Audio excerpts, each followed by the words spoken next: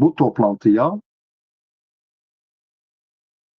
Şureş, soy ismi Süpi Karakuş, evet gerçek adı Süpi Karakuş, Seyfettin Zoğurlu, Sakine Cansız, Şahin Dönmez, Resul Altınok, Mehmet Turan Danış, Faruk Bozkurt, Hayri Durmuş, Mehmet Şener, Mazlum Doğan, Kesire Yıldırım, Hüseyin Topgider, Ferzandet Tağaç, Duran Kalkan, Cemil Bayık, Baki Karer, Ali Haydar Kaytan, Ali Gündüz,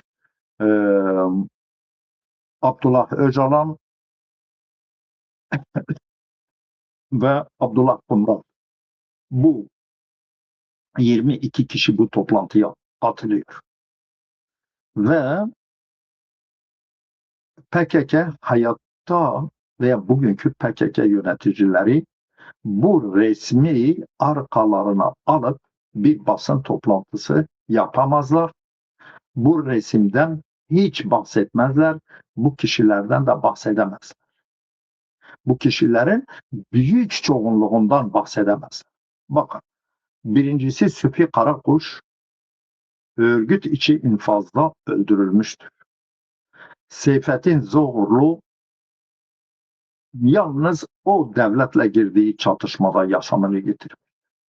Sakine Cansız'ın ölümü kuşkuludur.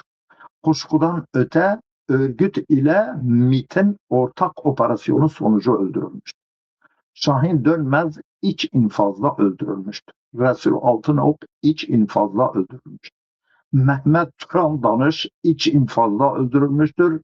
Faruk Bozkurt iç infazda öldürülmüştür. Mehmet Hayri Durmuş Diyarbakır cezaevi direnişlerinde ölüm ucunda yaşamını yitirmiştir. Mehmet Cahit Şener örgütün iç infazıyla öldürülmüştür. Mazlum Doğan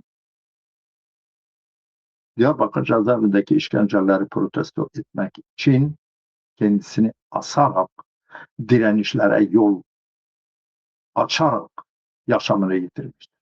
Kesire hain olarak Kesire Yıldırım hain olarak damgalanmıştır. Hüseyin Topgüder hain olarak damgalanmıştır.